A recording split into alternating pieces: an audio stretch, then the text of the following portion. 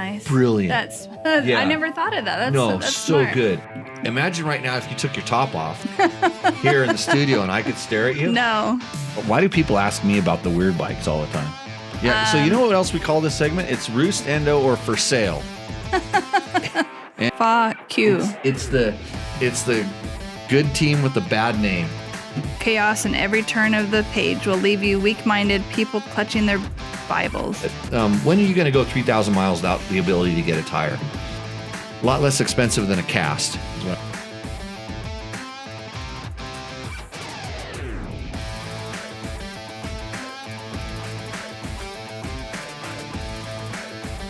And Logan's not here. Guess who's here? Hello, everyone. Welcome to Tech Talk Taco Tuesday. This is episode number 214. 13. Oh, 214? 14. It says 213 right there. QA says it's 213. I didn't edit that. Welcome, everybody. There's my lovely co-host. It's my wife, Heather. Heather Lewis. Hello. Welcome to Tech Talk Taco. Have you been on Tech Talk Taco Tuesday before? I think a long time ago. Did you have to do the whole show or just come in for a quick little guest? I don't remember. You don't remember? No. You tried to forget, in other words. I tried to forget. Okay, welcome everybody. Mark Daniels knew what episode it was, and it's going to be a 5T night. I've got some good stuff. Some Inquieto. I'll show you this here. Tonight's tequila. There we go. So that's what we got. Hopefully the sound's working. I think the sound's working. And Dirt Bike says the much more personable half. If Dirt Bike had his normal name up on the screen, I could bag on him, but I don't know if that really is. Hey, Andrew. That's okay. Archinga on Instagram. So we have Instagram is live in the house here. Says road quads for 17 years, going to be moving into dirt bikes, getting at least a Honda Sierra 450X. What should I do engine-wise to make it more snappy in power, and what about radiator-wise? What's your riding level to begin with? Why do you need more snappy in power? Yeah, what's the if the 450X doesn't have enough power? I mean, and if you're coming from quads, I can see that maybe since those are a lot heavier, and maybe since you were used to buying them and they were kind of tamed down, there might have been like more farm vehicle-ish kind of stuff. Yeah, radiator-wise, you don't have to worry about it. I mean, the bikes today are so good stock. This show would not be possible without the help of our sponsors, and our sponsor makes quads. Yamaha makes quads. But you should get a Yamaha. You should get the Yamaha YZ 450 FX, because that one has a lot of power. That one has a lot of torque. Has a lot of torque too, and you don't need radiators because it comes with good. It's snappy. It's snappy. Heather over here. I actually don't like it. I don't like the snappiness of it because I like to ride a bike that's smooth. Yeah, so maybe that's the one you really need. Yeah. And Dorica, I already lost your name. It scrolled up off the screen. But anyways, everybody's saying you're the boss. I'm not the boss. You sure? Yeah, I'm not the boss. Okay, other sponsors. Thank you, Chris. I appreciate you got to that. give me that top sheet there so I can do this properly. I remember what I'm supposed to say. Of course, we're going to go pretty straight into Rooster Endo tonight. We've got Rooster Endo. We'll go straight in because we usually make Rooster Endo people wait. Don't want to make them wait a whole long. So we're going to do Rooster Endo real quick. That's if you're on the Instagram, you don't get to see that because we put the pictures of the bikes up on the screen. So go to our live YouTube or live Facebook at Dirt Bike Test. I'm trying to read this long explanation of Rooster Endo. Don't hold it up. They might get all excited if they see their bike in there. Okay, here. The long explanation of it. That's normal. So Rooster Endo, it's brought to you by Taco Moto. That's tacomoto.co. Based out of Las Vegas, Taco Mike and his crew will dial you in if you have pretty much any kind of bike, but they really do specialize in the KTM, Husqvarna, gas, and they're starting to poke into the Hondas quite a bit. They can dial you in with ECUs, exhaust systems. And so the guy who did ask that question, if you do want more power, you would want to go to tacomoto.co, talk to those guys. They can help you out. We got some support from Scott Sports. Scott, maker of fine goggles. This is the this Pro Circuit Special Edition goggle with the amplified lens. And oh yeah, it's pretty cool. You can look through it that way, especially with these lights on. Yeah, it's nice. Yeah, good.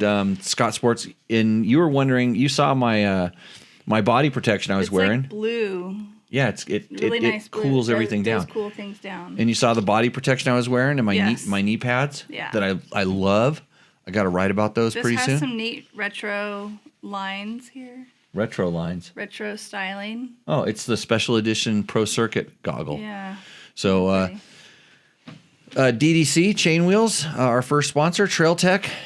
Trail Tech. I was gonna bring in the Trail Tech pump. They have that little, that compressor pump that we're using to pump up all the bikes in the school in the morning. We used to carry around a big compressor, and now we carry that little thing around.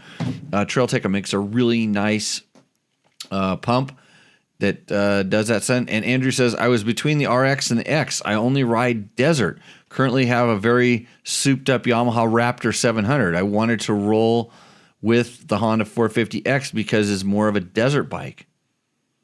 Nah, Blue Crew, bro. You know Yamahas.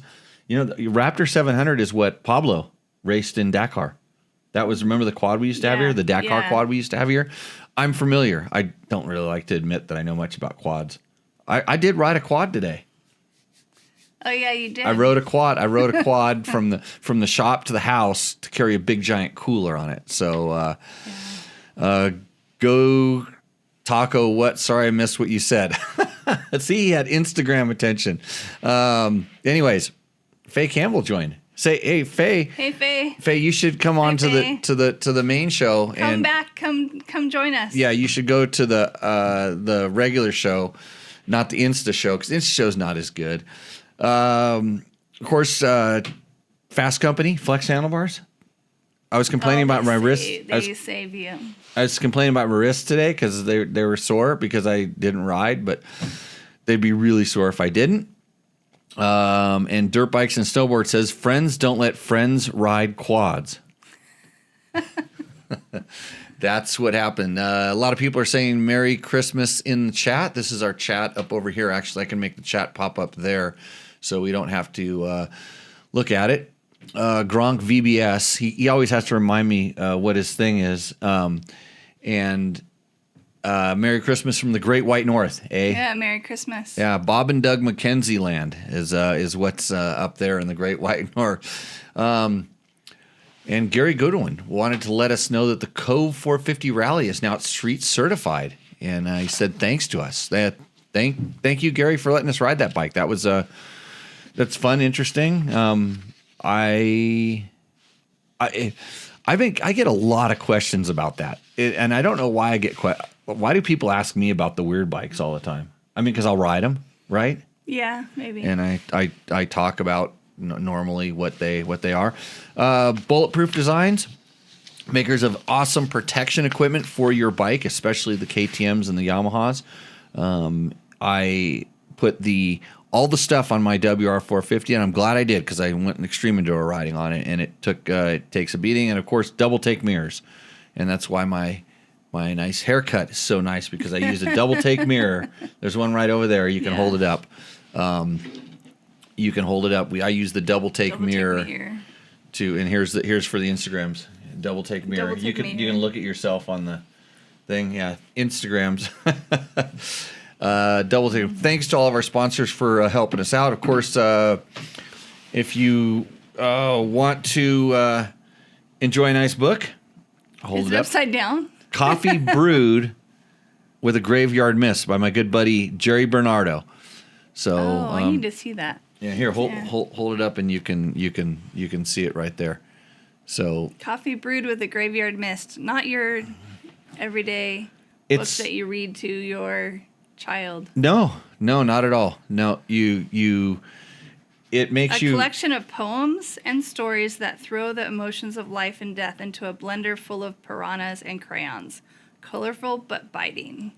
This is Frank very the accurate. Zone. Yeah, very That was accurate. good. Yeah. So thanks to all our sponsors. Jerry Bernardo, of course, does a lot of the designs you'll see pop up on the show, like this. Oh, maybe that didn't show up. Wait, I'm going to fix that. It didn't just go black. I just had to fix that. But he does a lot of the designs you see on the show. So thanks everybody for helping us out. Thanks for watching. I am curious. Timing. Hold on. Is somebody trying to help me? Timing plus 6 degrees from retarded 4 degrees. Wait, there's a lot of questions here. Hi, Jimmy and Heather. The guys over at Gary's place have been working on some performance products for the Cove. Right now, their mechanic has developed a timing key that advances the timing from plus 6 to retarded 4 degrees. Can you talk about how that might affect the longevity and what effect it might have on the bike? The words is it wakes the bike up big time. Yeah, anytime. Well, it's like anything. These like when you hear about people that do ECU tuning, and whether you're doing a reflash of the ECU, or you have some sort of piggyback unit that does fueling and stuff. All these will affect the bike. Timing going to plus 6. I think on the Yamahas, like on the tuning app, they'll let you go. I think 6 or 7 is what they do, but there's like a safety range that most manufacturers won't let you go outside of, compared to wherever stock is, and you've just got to understand that it's gonna affect it can make it run better. It could also make it less durable. So be careful with the flipping the things, because you can hear the noise on the microphones. Sorry. Yeah, I won't do that. Okay, and you can get a little closer to the mic if you want to as well, and then that way we can hear you breathe, so we know you're not dead over there. I'm gonna stay back. I would. I don't know how it would affect longevity until you actually ride it. I was pretty surprised that the bike was a 450. I was surprised at how well it ran, but how I don't know how to put it, that it was really tame. It was more like kind of an adventure bike style, and so I imagine you could run it up, but then again, until you do it, you just don't know how well that thing is built. And I think it's kind of overbuilt, but it doesn't take much to push something past the limit. And I don't know what the limit of that like cylinder head design is when you start producing a little bit more heat, which is what advancing the ignition can do a lot of times. And then you've just got to make sure that the fueling matches that. So we'll see. That's the longevity. So let's go right into Takamoto's Roost or Endo segment. Why are we doing it first? Because I think it's good to do it first. Hold on, let me open a. You know what the job of the co-host is in the show? No, I don't, because I never watch your show. Thanks. Sorry. Thanks, honey. I'm not a good wife. No, I do watch it every once in a while, but then you tell me I shouldn't have done what I did. I don't know. Let's see. So the job of the co-host on this show is generally I'm over here and I get a little bit thirsty. I'm supposed to give you alcohol? No, it's when I do this. Remember, it's an audio format. So when I do this, I'm supposed to talk. Mm-hmm. Okay, ladies and gentlemen, I'm here today because good. He's making me. Right. She's good wife. Yes. Yeah, good wife. Yeah. Did what Merry Christmas. It's my Christmas present. She's on Tech Talk Taco Tuesday. Oh gosh. We went riding together. We did go riding together. We got to go riding. It's my first time riding. Well, no, my second time back riding since I had 2 knee replacements. Right. So, you've putted around at the school. Yeah. But it was school. But it was like the first. Only after my left knee. Oh, then I did putt, and then I had my right knee, and I didn't do any putt after that because the school was over. Right. So, 2 knee replacements. Yeah, 2 full knee replacements. And back riding dirt bikes. Yep, and back riding dirt bikes. Hey, and a back surgery. We might have to go into the questions here with the with the Instagrams real quick. What brand of pegs would be good for a taller rider with a big foot, size 6'2", size 14 foot? Oh. I heard I need lowered and moved back. 6'2", not necessarily. I don't know. No. John would know. Yeah, I think it depends on how your body's built. And size 14, you tend to have to ride a little bit more on your toes because, balls of your feet, because you don't want your toes sticking out there too far. I don't think it's that outside. I mean, once you start getting like 6'4", then bikes get a little bit small. But our riders and our tests, if you go to dirtbiketest.com and check out what they said, all of our taller guys ended up getting Kawasaki's. They bought Kawasaki's. Well, the pegs. And He's asking about the pegs. Yeah, you can move the pegs on the Kawasaki.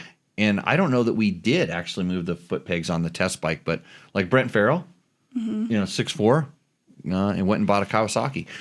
So Chuck Fall says 23,500 EXC, is there value in getting a whole exhaust replacement versus a slip-on? I'm going to get either way. Well, if you are going to get the ECU, then your exhaust system can be matched to that. I don't like going with the full open exhaust. I tend to like running a Q, the FMF Q, but I do like their header, the Mega Bomb header. I don't know if you can get it for the 500 EXE. So I think you can find one for the 450 that works. Dirt bikes and snowboards. Foot pegs always fall off Kawasaki's anyways. That's not true. He didn't ask you what just kind of making a motorcycle comment. to come. He asked you what foot pegs were good to get. Okay. And if I say Husaberg, you have to ring a bell. I said Husaberg once.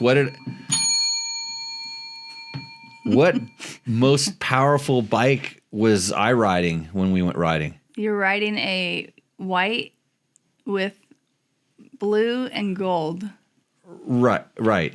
What was I riding? Something starts with an H. Yeah, you can say it. You're allowed to say it. So Husaberg. powerful. Don't touch. Okay. Eric Hall says, "Hi, hey Jimmy and Heather."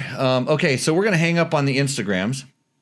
Hey Steven, thanks for Steven's Chiff. Thanks for starting to follow us. That was awesome. Hi, Peter Pastel. Peter Pastel, where's he? He's there? online. On there? Oh, Yeah. he's in that thing. Great Death Valley photos. Oh, thank you very much. Yeah. So we're on Instagram. We're on Instagram. We're also on Facebook and the YouTubes. But I need to use this phone for some other things right now, and I can't talk into it anymore. So we will catch you on the backside. See ya. So yeah, I'm gonna end now, and then I'm gonna share that at some way, shape, or form. But I'll do that later. Okay. Back to the questions. Face tubes. Yeah, on the face tubes. Hi, Eric. Nice to and see you again. Peter says for me to go away. I know. Well, hold on a second, Heather. Why don't you just take over the show again? I don't have anything to say except for, I'm supposed to have this mic close to my face. Closer, yeah, it helps out. Okay.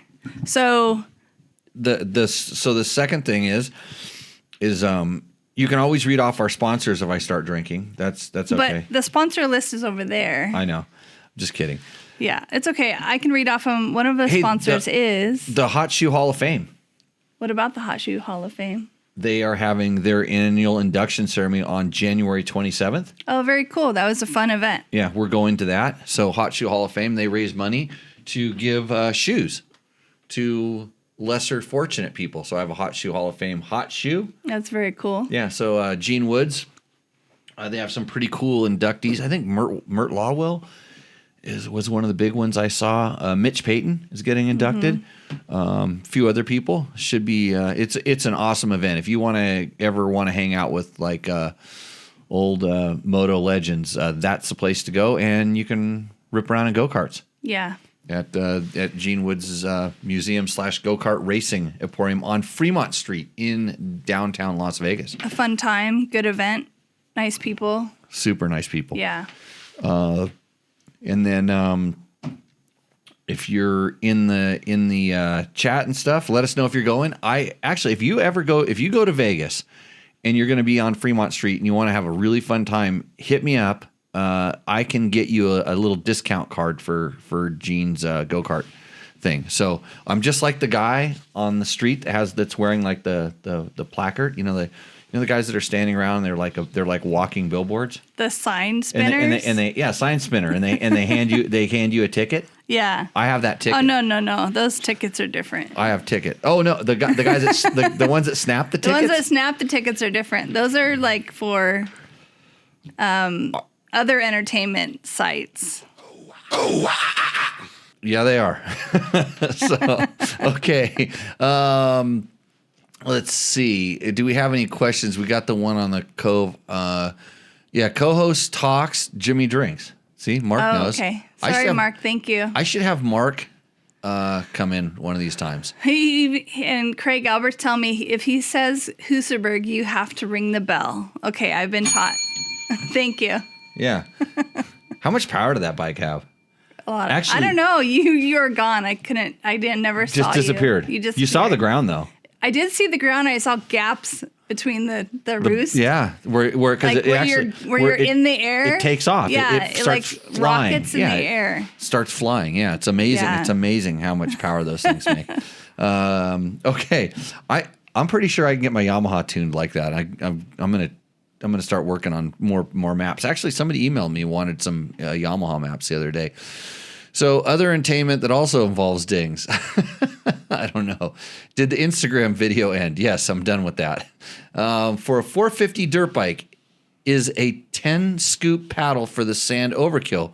Or would it be better for checking? Or is an 8 scoop paddle fine? Oh, see, look at Andrew's. He made it over. Yeah. Awesome, Very good, Andrew. Yeah. So interesting thing is I used to run a paddle when we went to the dunes back when I was a kid. A child, I would say. Because I didn't know any better.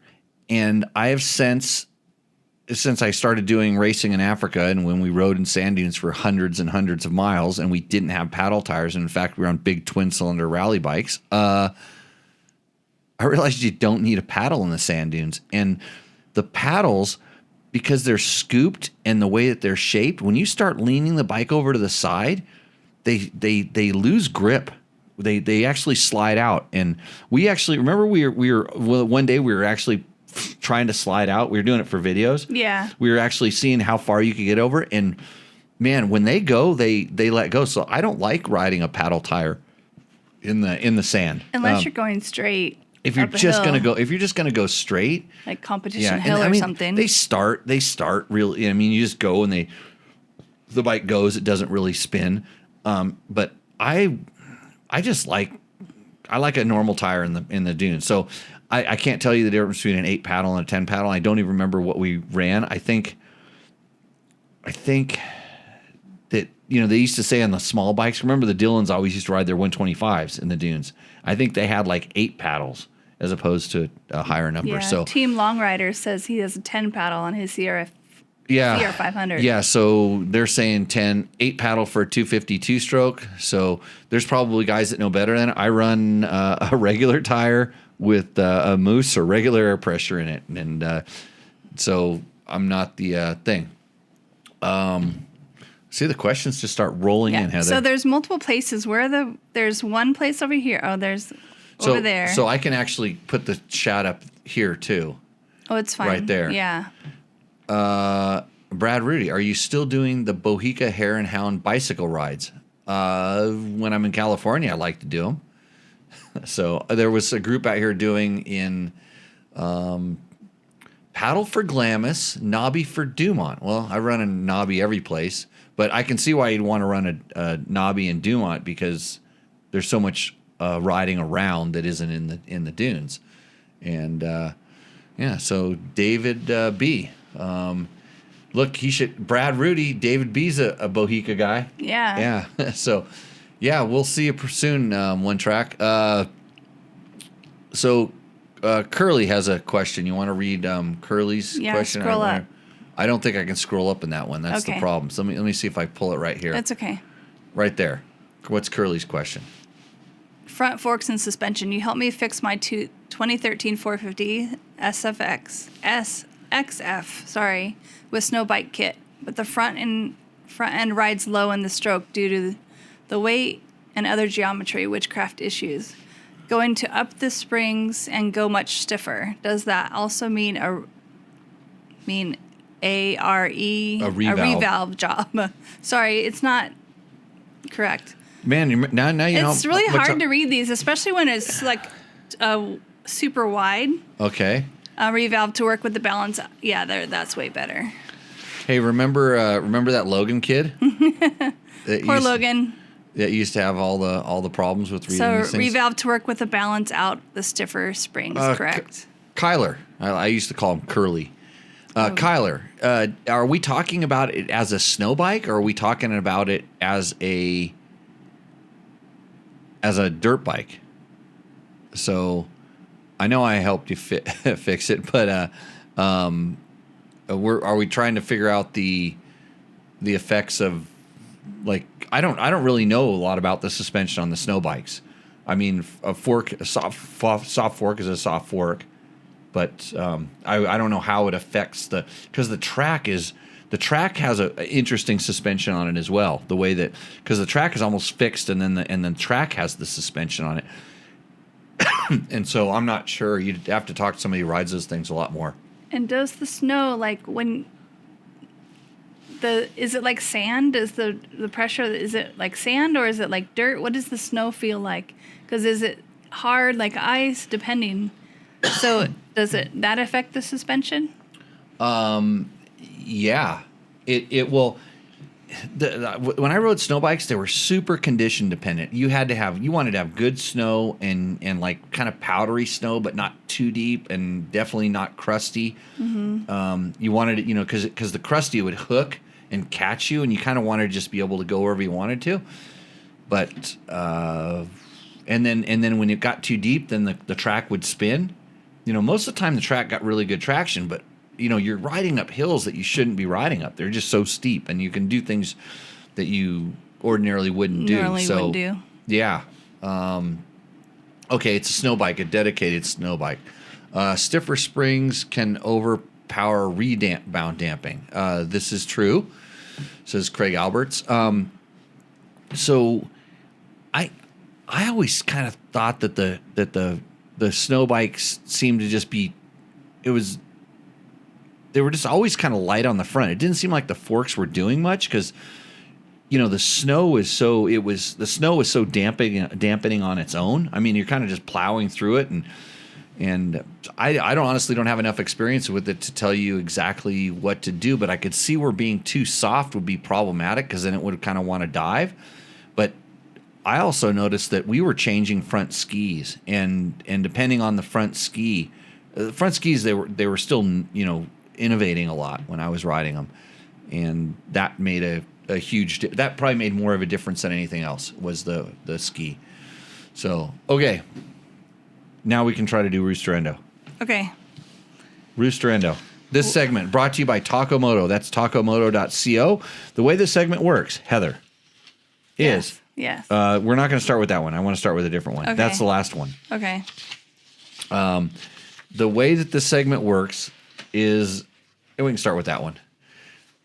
You send us a picture of your bike and tell us a little bit about it. So we want the make, model, year, hopefully.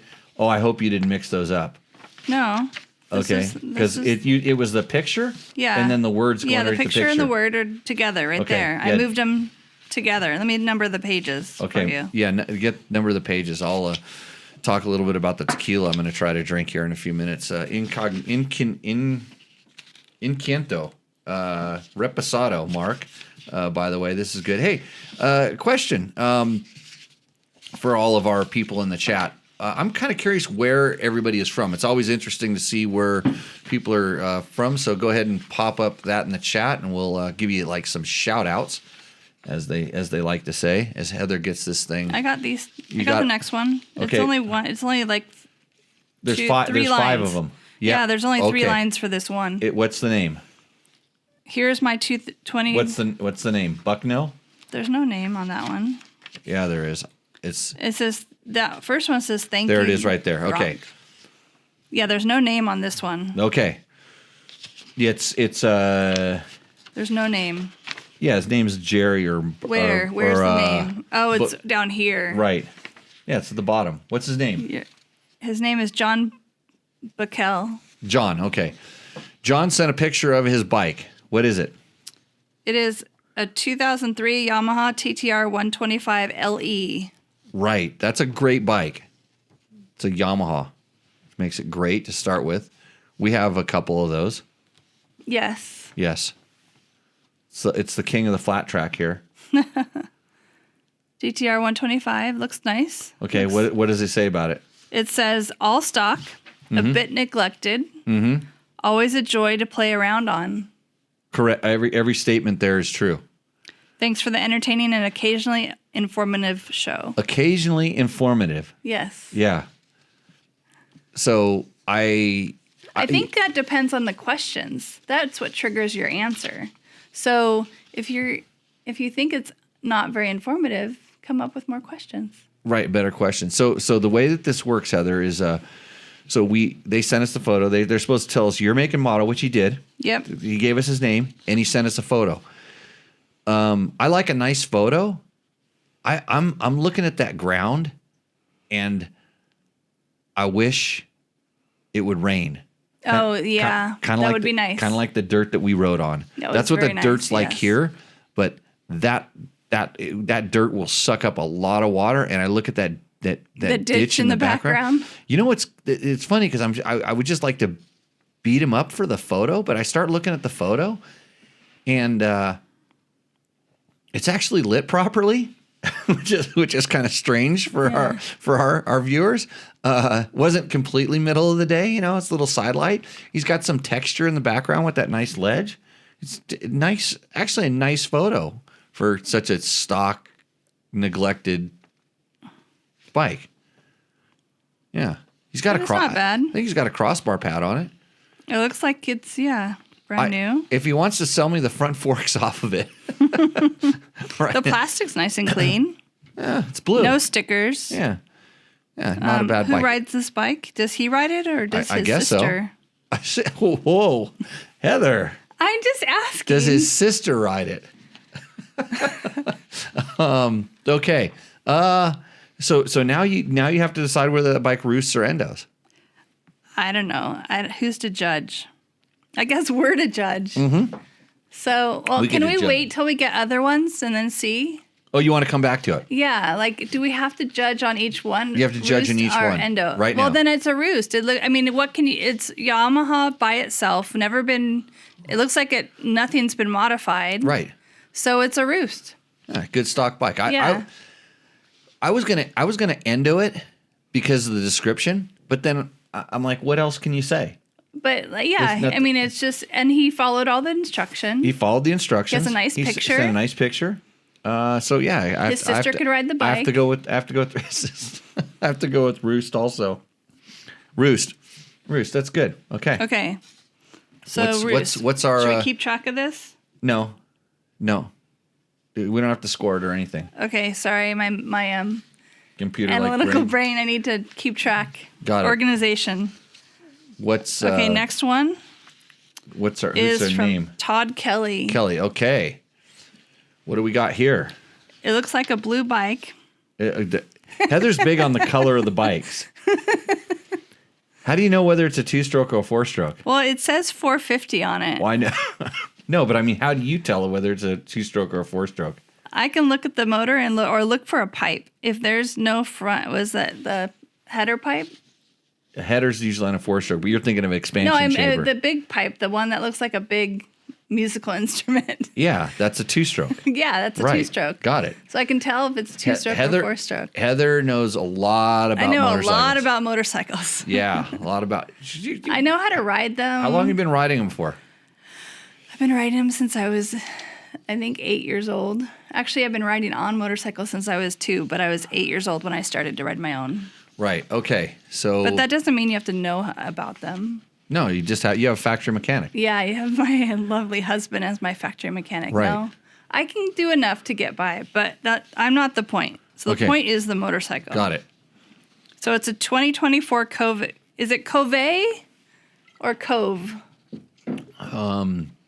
The importer was on the chat a little while ago. I believe it's Cove.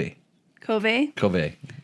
450 Cove, Rally. whatever. So, SKDA graphics, Tusk dual sport tires, front sucks and have since switched to the Tusk MX tire. Dirt Tricks rear sprocket 51T up 2. Recluse, double take mirrors, good job. Yep. OD lock on grips. ODI, yeah. Oh, okay. Sorry, ODI. SXS skid plate goes over the stock carbon guard. Uncle Wang aluminum tower. Trail Tech Voyager Pro. Good. Future Eyes LED lights in tower. Zeta handguards. Tusk Traverse bags. AliExpress rear rack. Wow, all these names I'm not familiar with. Loving the Cove. And do you know, Jimmy, how my builds usually are, and this bike fits my desire to make an enduro bike into an adventure bike straight out of the box. Todd Kelly. So yeah, Todd, looks like you've got a nice chariot there. I'm not in love with the graphics. I don't know why, but it makes it look heavy. It kind of does make it look heavy. I agree. I think it's the back is the darker. It's just black. that it goes to the black in the back. Oh, and the picture, it doesn't print well. No. The printed picture isn't very nice. And the one on the screen. The one on the screen great. looks good though. I mean, it's not too bad, but that graphic fade does make it look heavy. But it makes it look like a big, fat, wide, deep end on the back. It's got a big ass. What you're saying? Is that what you're saying there? No. No. And is it really that wide? I mean, I haven't ridden the Cove yet. I would really like to ride one. Didn't you ride it? I didn't get to ride it. You weren't at Tour Tech this year. No, because I was. Oh, that's right. Yeah. Okay. I haven't ridden any of them yet. Right. Oh yeah, you were broken. You're getting fixed. Yes. So location looks pretty nice. Got some. Look at those clouds. Clouds. Nice, I love clouds. Those are pretty. Nice clouds. I do like the front. The fairing looks really nice. Yeah. And the eyeballs. Yep. The light bulbs, which look like eyeballs. Right. They look nice. It looks like a Roost to me. Yeah, I mean what's wrong with it? Everything is nice. They've got some good products on there. I think it's a good. It looks really good. I think it's good. I'd say a Roost. I'm gonna give him a Roost. I think, especially since it's a new bike. It's hard to get a lot of stuff for it, but he's done pretty good. And I think it's as an adventure bike, as a lightweight adventure bike, he's barking down the right path. I think he's done all of the. And now I'm not sure all the right things. I don't know about them. Are they entry level? Are they are they raceable? They're raceable, correct? Well, they are racing them in Dakar. In Dakar. Yeah. And Meh Cove, is that what we have in the comments there, Troy? Meh Cove. I think there's some. Mike Johnson raced one. Okay. Yeah. Cool. Yeah, Mike Johnson raced one in he raced it in the NOR last year. Actually, he was pretty close to winning. He was getting close because we had some technical things going on there. Oh, very cool. Awesome. Yeah, okay, so you get a Roost. Roost. Todd, good job. Both of us get the Roost on that one. Okay, this one is it's not a motorcycle. It's from Trevor Hunter. Oh. Yeah,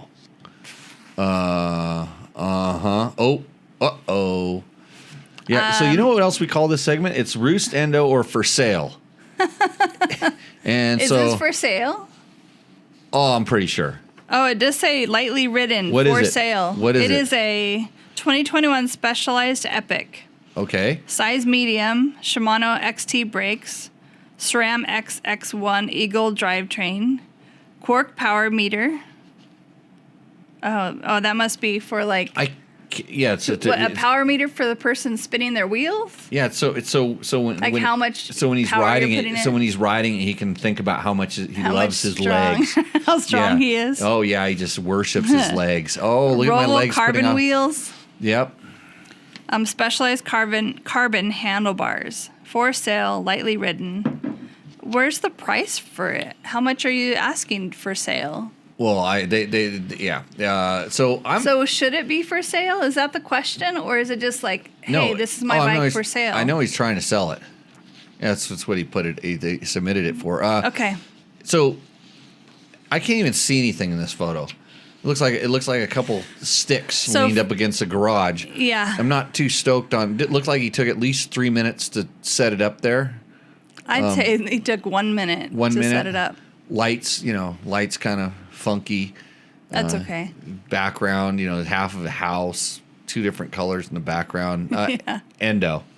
But It's for sale, it's a motorcycle so it doesn't show. have to be a Roost. It's a motorcycle show, Trevor. If you want to buy it, it's a Roost.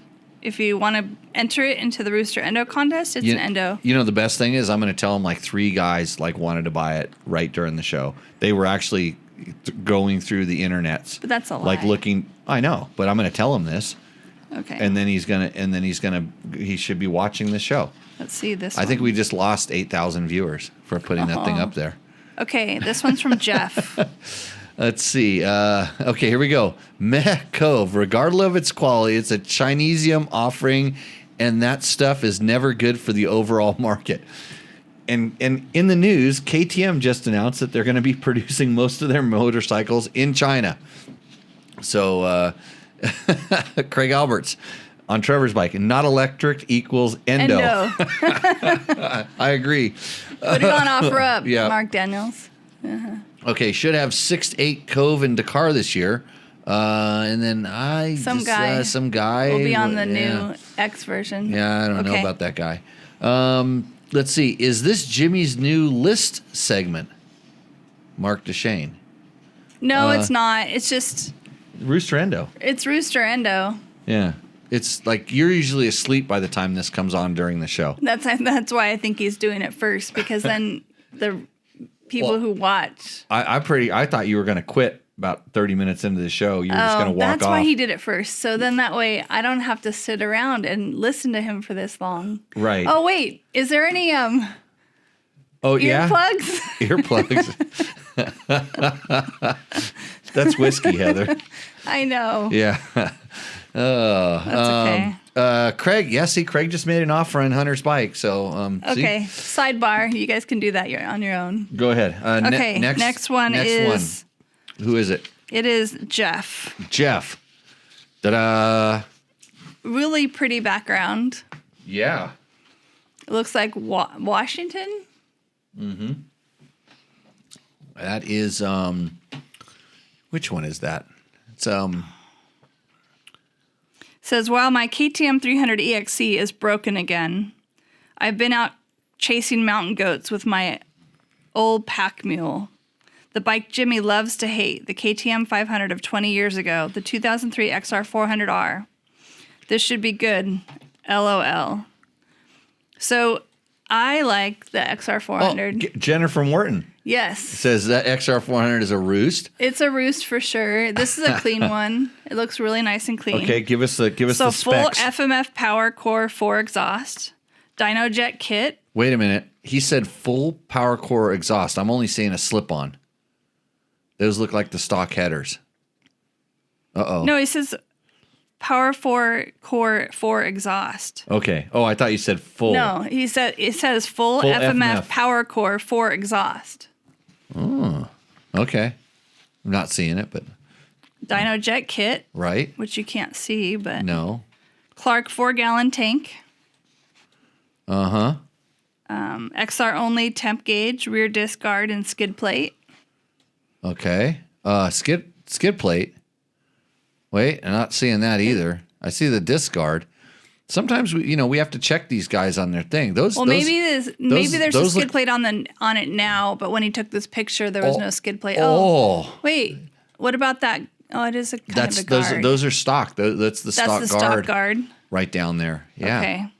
Rocky Mountain Dual Sport kit. Seeing part of that. Yeah. Pro Taper EVO CR high bars.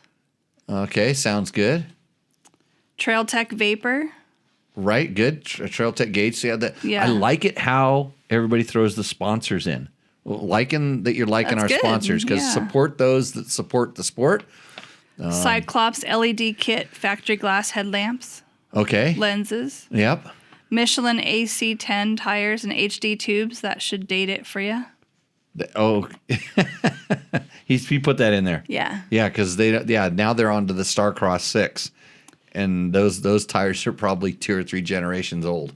Primary drivetrain and sprockets. Mm-hmm. Yes, there are extra front sprockets in the tool bag. Race tech suspensions for 200-pound dudes. Yeah, nice bike. I think it looks good. Good location. And yes, I have a Seat Concepts extra seat for longer rides. Thanks. That's the bulk of it. If you have too much fun with this one, I'll dredge up your 30-year-old memories with my Scott Summers wannabe 92 XR 628R. So that looks like a good, clean bike. I think it's nice, clean. Is it for sale? No. Well, I mean, his 300's in the shop. I'm kidding. Yeah, So, I'm kidding. yeah, that's why you have this. That's why you have a second bike, and then a third bike, and a fourth bike in case one's in the shop, and then you have a fifth bike. And So then, we only had one Endo. So it's Roost, and Roost for all the And this actual is entries. Roost? This is a Roost. I think a Roost. yeah, it's a Roost. How could you Endo that? You could. I mean, you could Endo it easily. Well, I don't know. mean, Endo meaning going over the bars easily. Well, but Endo in that I'm not seeing the full exhaust system there. but that's not Endo on the bike. That's Endo on the Right, the guy that put it in there, and then I'm not seeing the skid plate. So it's a tough crowd. well, we like to keep it clean here. He's got the big tank on it. It means he's riding a lot. I like the location. I mean, that was the one day a The year. lighting's That's the nice. one day a year that we had good lighting and good photography. They knew you were coming on, so they. Oh no, we got one more, Heather. Oh, we have one more. Oh, the big one. That's right, the front one. Yeah. Sorry. Yeah. Everything's good about this. But it's an XR400, and those bikes are just like, they're really good at doing absolutely nothing well. I mean, they do everything just fine. Just fine. And you have to kickstart it. Yeah, that's true. You got to kickstart it, and it has a carburetor on it, so like stuff grows inside the carburetor, and they're hard to start. And it's not easy to get that carburetor out, I'll tell you that. So I think the way to take that carburetor out is you actually take the intake manifold out and then bolt disconnect the intake manifold, and then turn the whole thing sideways and pop it out of the way. But don't you always say that the XR400 was a bike that you can just ride forever? Right, and after you hate yourself for the first 20 minutes because you're riding XR400, then it just becomes a lot of fun because you're on a fun motorcycle. Yeah. Yeah. He challenged me, so I'm going to Endo it. Okay. So RE Roost Endo. Yeah, it's a Rendo. Well, no, yeah, you give one. Sometimes we have more opinions here, but that's the one day a year the sun came out there. So does anyone ever chime in? Oh, see, there we go. Mark Daniels says Roost. Plastics looks clean. Yeah, it says it'll last forever. Roost XR400's Roost. Victor's in Mexico Hi, right Victor. now. Yep, 50 miles from him. He says. Craig Albert says. We've reached 100 messages tonight. That's good. It's active. It's an active chat. That's good. So, yeah, I'm holding myself. I gave up on the XR400. I sold all of them, even though I did sell them to. I don't even own one anymore. Did we sell it to Jen Morton? No. Did we trade it with her? Didn't we give her one? Or no? I don't think because mine were all too worn out. Oh, okay. Right. So. That TTR 125 says Team Long Riders is the kids' bike that adults can jump the campfire with. Yes, that's true. That's very true. Hey, Andrew swung over from, hey, Andrew, if you're not subscribing to this channel, buddy, I need more subscribers with quads in their profile pictures. So he's on Andrew Chinga. What's your opinion of full wraparound handguards? I hear they can be a hazard if your hand gets stuck in it on a crash. Figure me going from quads dirt bikes, I get them, or break the levers away. So I've run them on most of my bikes, and you'll see a lot of the pictures like on a Roost or Endo stuff. People have them. That used to be a fear a long time ago, and I don't hear it that much anymore, except for people that are brand new. They come into the sport and they go, "Oh, I don't know about those wraparounds. What if my hand goes through?" In all the time I've been riding, I haven't had that issue. It scares the crap out of me just thinking about it because that's how of my wrist. That's the way my hands come off when I have a problem.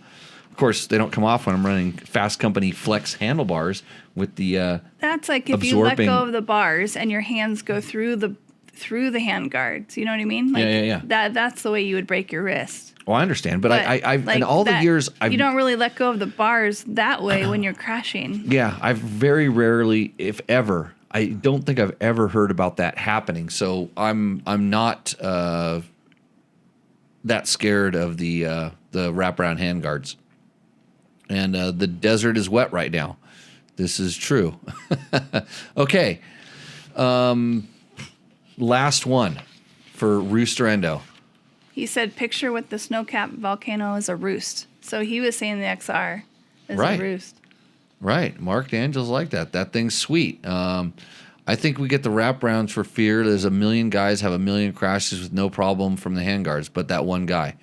So, yeah, Brian, this is true. That it's just something that you can perceive happening, and it just doesn't. I know it saved my clutch many, many times. Clutch lever. Yes, clutch lever. Yeah, they save your levers. They can strengthen the bars a little bit to a certain extent from bending. I run them on the majority of my bikes, especially when I know I'm going to go do extreme enduro stuff because bikes tip over, and then now levers are expensive. But boy, if the lever's strong and it breaks the master cylinder, of the clutch or the brake, you're in a world of hurt. So we've got one here. Our last entry. Somebody's going to be really happy about getting this one on the show. What is it? What is the bike? The bike is, I have to search for it. It's a 1974 Honda XL175, referred to as eyesore in the Gronk shop. So this is Gronk VBS's bike. He had to send it in. So I know he was in the chat earlier. Hopefully he stuck around. He says it's basically a barn rescue, but I digress. Internally, it is a stock as the day it rolled off the assembly line. Okay, hold on a second. So what did he say? What was his intro up there right at the beginning? So just it's go ahead like and read a mile that. long. Just read the first thing. It says, anyway, Roost or Endo is a thing. Again, here's my entry.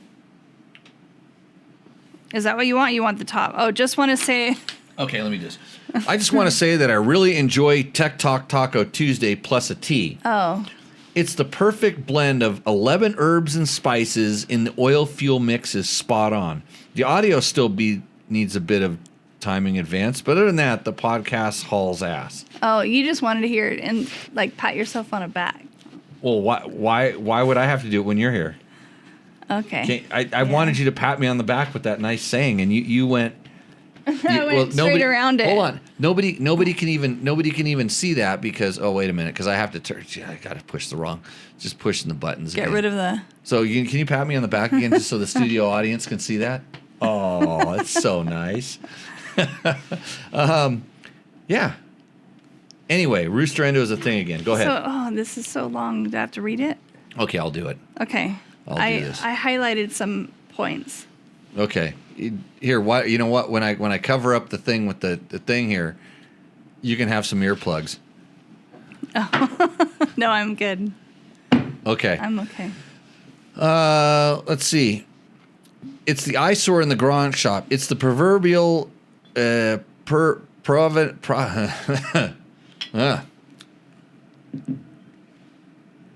Externally, you will undoubtedly notice the Jungle Store Scrambler headlight and what's left of the modified 80s Cobra exhaust, for which the application escapes me, but I can assure you it wasn't for an XL175. It is very good at converting gasoline into noise, and everybody's ears will tell you it makes the bike look super fast. But the only actual performance modifications were stiffer fork springs, cut out 1980 RM 60 boingers, and I'm not even kidding, and 30 weight fork oil. The rear shocks were left untouched, as a good set of replacements would easily have exceeded the purchase price of this fine racing motorcycle. Yes, you read that correctly.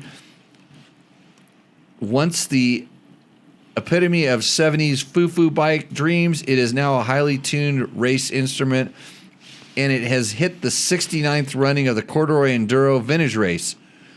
And by that, I actually mean it hit things a lot.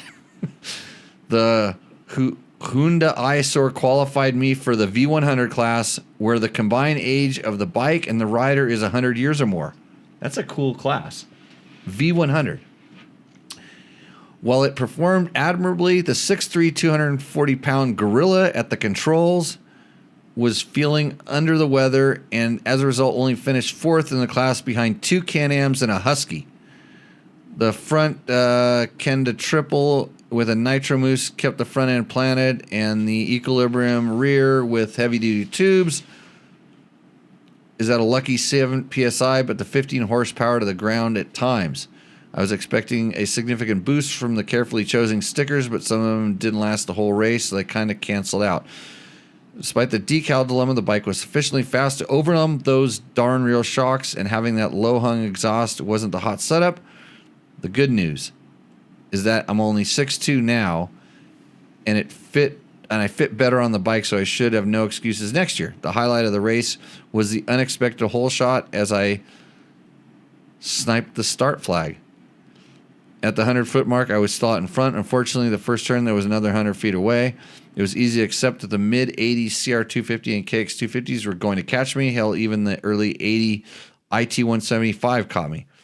But a girl on a Suron Ultra Bee whizzed by me. It still hurts when I pee.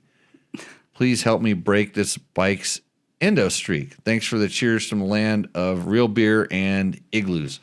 Gronk. So I think Roost, but I'm too nice. I think everyone's got a Roost tonight. Well, I think that's pretty good. What does the chat say? Looks like great story. Yeah. It won on the great story. Yeah, good story. It looks like an atom bomb. and the sunset shot is killer. I mean, tonight's photos, they were scared of you, Heather. I know. They knew pretty. that you're a really good photographer. You should have given me a couple of your photos, and I could have put them onto the show. And then we could just admire your photos. It'd be a lot better than listening to me talk. You can go to my Instagrams. What's your Instagram? Lewis H _explorer, LEWISH_explorer. Yeah. And Lilia Rose is the other one, is my landscape photography. Because I'm one of those snobs. I have 2 Instagrams, one for landscape and one for street and live and everyday life photography. I like, just 'cause I like to be conversative. I have a couple Instagrams too, honey. I have one for me being normal. And then I have another one where I look at it's where I watch the riding videos. Yes. Thank you, Gronk. I appreciate that. You're very nice. He says I'm a sweetheart. She is a sweetheart. So this is, we come to the point at the where we have to award the $100 gift certificate from Takamoto. So takamoto.co gives $100 to the Rooster Endo contestant that brings us the most joy. I think the most joy came from Gronk. Really? Yeah. Yeah. He had a good story. He put effort into that. And he's racing it. I mean, like, he told about the racing, like, yeah, he actually had a story. He's creative in his wording. I like to usually, because I'm just a shill for my sponsors. And so I had to I had to disqualify all the Hondas. The stupid bicycle photo from Trevor Hunter is going to get him fired. And then Cove.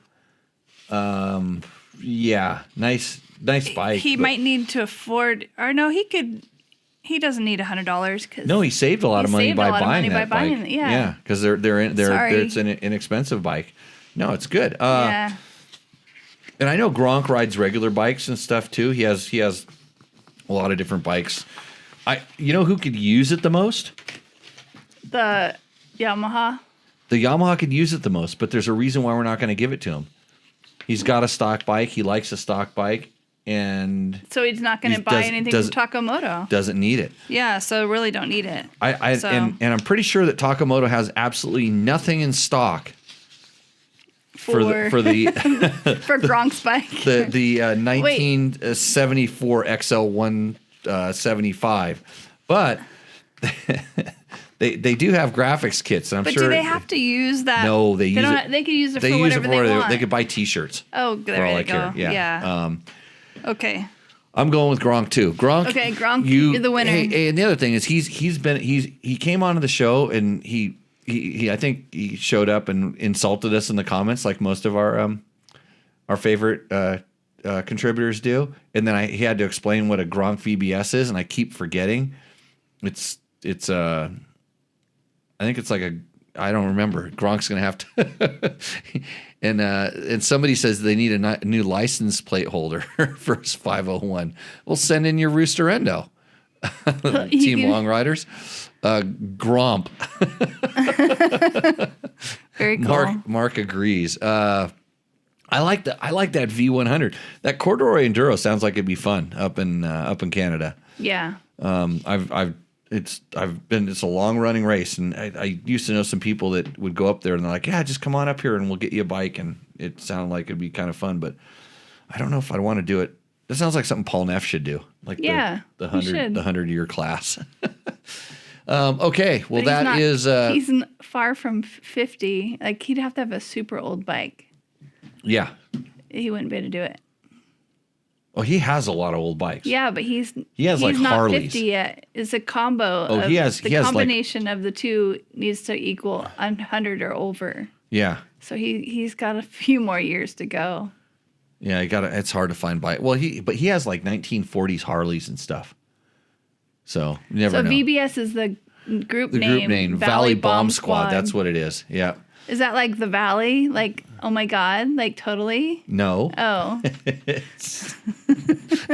Sorry. It's he's up in the Valley, like up in Canada. Oh, okay. The only reason they know it's a valley because sometimes in the spring they come out from underground, and they look up and they see that it's actually light outside. And they come out and they go, oh, we're in a valley. A valley, okay. Yeah, that's how cool. they know. So, is the TTR a kid? If I'd like to donate the Takamoto thing to him. We don't know if it's a kid. If he was in the chat, we would. But right now, you're winning it. Well, if you don't want it, we can give it to someone else. No. Okay. No, my decision's final around here. But I like that one. So what you could do is you could buy a T-shirt from Takamoto and mail it to the guy who rides the Yamaha. You know how much it costs to send a T-shirt to Canada? You know why I know this? No, from Canada. No, actually, you know what? The only guy that got in. So when we did our Tech Talk Taco Tuesday T-shirts, by the way, and if you want to know what a Tech Talk Taco Tuesday T-shirt looks like, and if you ordered one, you would be in good shape. This is what a Tech Talk Taco Tuesday T-shirt looks like on Heather. Oh, wait, let me move my head. I gotta figure out how to get. I need to go right there. We go. Hold on. I can move my head over. See if I can get it there. There we go. Yeah, we'll put go. So if you ordered a Tech Talk Taco Tuesday T-shirt, and now you have 4 arms. You have the 2 arms that go down. Those are ears. Yeah. If you ordered it and you were in Canada, I can't send it to you. But I'm actually trying. There was a couple guys that actually ordered it. I didn't bill them yet. But I'm trying to get this guy who's coming down to our school to take them back and mail them for me, because it's like way less expensive. Because it's like $40 to send the T-shirt up, and we only charge $25 for them. The one guy from Australia got in before I said no international shipping, so I'm gonna send him his T-shirt. So I think he was Australian guy got in there. So anyways, Gronk, we'll figure it out if the kit. Size 36 triple D, Mark Daniels. No, that's Heather. It's my wife. I'm putting put your shirt back on. Okay, there we go. See, you moved again. I'll fix that. Here we go. There we go. Oh my gosh. Yeah. See, now you can't see him anymore. See what you did? Actually, you know what? I've been trying to get more popular on the show. And what do you wear? I wear a vest. Like I'm wearing a vest. Yeah. pulling up. Oh boy. Thanks a lot, guys. Okay, so what we're going to do is we're going to take a quick little break, and we're going to come back with the answers to all the questions that we have on our sheet. So we'll see you in a couple seconds here. The defending champion, the all-new Yamaha YZ450F.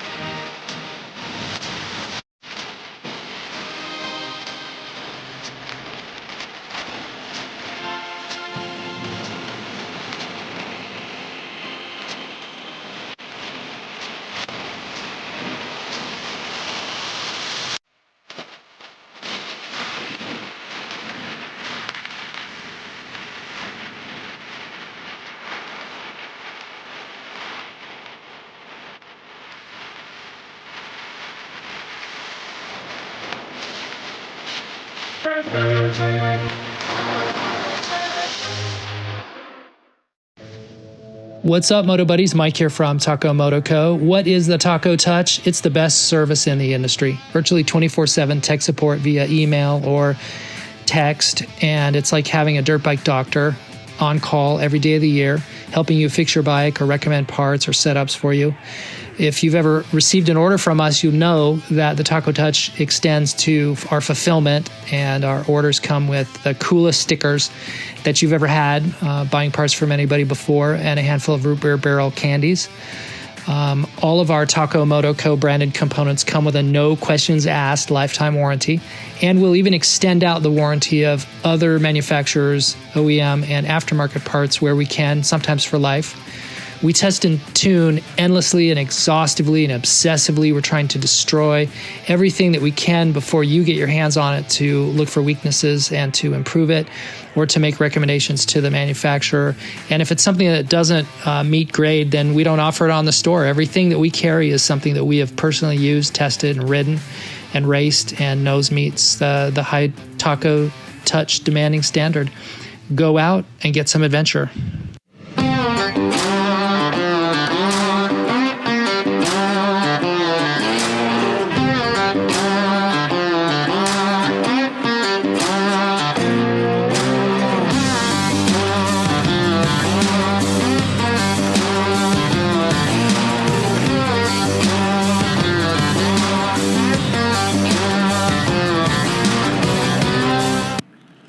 Welcome back to Tech Talk Taco Tuesday. This amazing show brought to you by Yamaha, Taco Moto, Scott Sports, Climb, DDC, Trail Tech, Fasst Company, Bulletproof Designs, and Double Take to Mirrors. You can also support us by clicking through our links on our website. That's www.dirtbiketest.com. We have Amazon and Rocky Mountain ATV MC links, so when you're spending all your Christmas money that you found in your stocking, think about us. We get a little cut. Doesn't cost you anything more. And yeah, so go there. Again, Hot Shoe Hall of Fame, January 27th. You can register. It's free. That's the cool thing about this event. It's free. And if you're there and you want to donate to help Gene, support the less fortunate, that's always a good thing. Jerry Bernardo will be emceeing. He'll be hosting it a little bit. Him and another guy. I forget the other guy's name because I can't remember names. Thank you, everybody, for joining in. Will that Scott goggle fit over Heather's glasses, says Jim. Let's try. She's going to try. Well, you got big glasses on right now. These are my big glasses, so they don't fit. I'd have to force them Scott on these does, ones. They make an OTG, an over-the-goggle Over the thing. glasses. But over you, the glasses. But you wear a smaller glass. Actually, you did something interesting. You were wearing... So I had... they were old glasses. I only had one arm, and it worked. I just put the arm. I had one arm on my glasses, and I just put it in my helmet, and it stayed. And then they fit into the goggle better. But Right. There's a company that makes glasses that fit like a snap-in popping kind. Yeah, it's like your glasses. They just have like a thing that holds They don't have itself arms into on the them. frame. It just holds it in the frame. But the biggest problem need you to get a guys pair of have those. with your glasses is fogging Yeah. up within the goggle. Right. Yeah. And I imagine if you coated, because now the goggles have really good coatings. Scott has one as well, a really good coating inside that really eliminates fog. And I have to try. Well, you got to figure out what that is so you can get it on your because I think your glasses, you got to keep once you get it on there, you've got to keep them on. And if they have no fog, then they'll stay, because it's the temperature differential that causes the fogging, right? Aren't you a scientist or something like that? Yeah, but I'm a toxicologist. But Toxicologist. It's okay. Yeah, but it's really what happens is the glasses the glasses cause a different depth perception issue, so you have to make sure they're not like too far out or too close. Right. So, and also they need to be like, it's a pain to wipe them clean if they're always foggy, because then you have to take your goggles off and all that stuff. So Then you it's gotta just take your glasses easier. off, yeah. So now I don't usually ride with goggles that much. I usually wear my goggles behind my head When we're not going fast. when we're not going fast. Right. Yeah. Yeah. But when we're going fast, it is nice to wear goggles, because then your eyes don't water. Yeah, but then it also there's enough airflow going through to keep the when fog you're going away. fast, Yeah, when it's super tight and technical. I mean, like Dick Burleson raced with glasses. I know, and that's all I wore. And That's what I did this weekend. I didn't wear goggles. I just wore my glasses. Yeah, had them, but Anyway. Good question. And Kelly Ciance says, "Hi Heather. Hello. I wonder why she didn't say hi Jimmy. Oh, Do you ever wonder why? she likes you. She just just said hi checking. to me because you're normally here. You know, I'm not normally here, if, so. if you're not nice to me, I could do something like put a porta potty in front of your house. We missed you this weekend. Yeah. Hey, Merry Christmas. again, thanks everybody for joining and watching episode 214. It's amazing. I've done 214 shows and it still sucks. Like I've been saying, if you're worried about the sound quality, you see what George got us a gift. Oh, neat. This is so that if we have sound problems on this show, we now have a way to. Oh, and it goes through. You can. Yeah, and then I can talk back into this one. Yes. And, yeah. Oh, and then you can talk to the thing. Right. Yeah. So these are the ones that we use, and then we plug this They're one. even fancy braided. We plug this one into the phone. Nice. That's what you get around here. Okay, you got to watch all the shows. Okay, we're gonna get into the questions here. So Heather, So the job of the co-host is to read the questions, and now we're gonna wonder why we thought Logan couldn't read. So Zach695 says they need to stick with the color. I'm assuming he's talking about Yamahas, because he says Yamaha color is yellow, which should always be used on every bike, even if they do use the color with it. Even though they do use other colors with it. Excuse me. Okay, so when I was young, Yamahas were yellow. Yeah, yellow and black, right? So Zach's dating himself. Yeah. Yeah, they were yellow and black. For a while, they went red and white. Then they switched to blue. And they were pink weren't they pink and white for a little bit? That was my Yamaha. Oh. Mine was pink on one side and blue on the other. That's the one I raced Yeah. in Barstow to Vegas. I got like 11th overall or something on that thing. Yeah. Pink on one side, blue on the other. And I had gear that matched. I had gear that was pink on one side and blue on the other. I have a photo of that someplace. What a fashion plate. But But I don't. I mean, you know what you see more than anything now is guys going out and like customizing their bikes. So they buy a bike and whatever color it is, they go and they change the color and they make their own thing. And some manufacturers now, they have like a kind of a special edition, Yamaha included, where they have like Yamaha's the Monster Energy Racing Edition. Honda keeps their colors the same on their factory edition. I know some of them have different things, but yeah, Yamaha's probably the one that switches the colors the most. Come to think of it, Honda went pink for a while. The Honda's got I don't remember really that. fluorescent Oh, red. yeah, like fluorescent red, almost yeah. to the point of pink. Yeah. But yeah, it's Why are bikes a common color? Is that so that people recognize them and branding? I mean, you think about it like cars. Most branding. Okay, cars, they you know, that you can buy whatever color you want. Yeah, but street bikes you aren't colored No. like a dirt bike. Maybe they know that dirt bike people. Yeah, you can get different colors than street bikes. Yeah. But that's an interesting comment. I mean, just to think. I think it's just making a brand just like it's easily recognizable. Yeah, recognizable. Yeah. I think they would have their racing colors, you know, a certain. But I don't know if that's like, you know, I mean, teams have certain colors, but then they also have a home color and an away color, and I don't know. That's a designer question. I'm not a designer. I'm probably the anti-designer, I think. So okay, next. Jason Cornett 7948 says, "I'm so confused after watching this video." So I don't know what video he's talking about. So it was a video of Johnny Campbell explaining handlebar bends. Oh. And I will tell you right now that handlebar bends are really confusing too, because I think it's personal preference. Because the handlebar can move in so many different directions. So it's in a clamp where it rotates. Yes. And as you rotate it, the sweep, which is the angle back, it you know, there's an angle up, there's rise and sweep. And some of the rise is actually in the distance from where it's clamped to where the top part is, and then there's an angle there as well on some bars. So like I run flex bars, so their sweep is, you know, 16, 12, 14, 10, you know, different sweeps and that's the angle back towards you. But if you rotated that bar forward in the clamp, imagine that sweep now starts. Does it go up and out? Like bullhorning up, you know, like I don't even know what you would call it, but as it rotates out, it also rotates up, you know, and so handlebar bends are really confusing in general.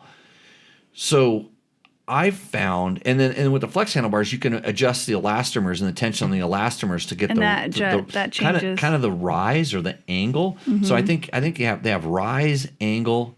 If you want to know, talk to Cole Townsend at Fasst Company. He knows everything about this. Yeah. I just know I like standard height 12-degree bars. I don't know my number. I just know, I know because I ride all the different bikes. I don't ever get to really ride one consistently. Okay. So I know that when I get on some people's bikes when we're in the school, like they're either too far back and I don't like a bar that makes me feel like I'm sitting sweep. inside of the bike. You don't, I know what you don't like. You don't like any more bar sweep. If you go 15 degrees, you don't like it. Okay. If it's 14, you're okay and you really like 12. Okay. I have no idea the numbers, but I'm a factory mechanic. Yeah, so my factory mechanic says I like 12, so that's good.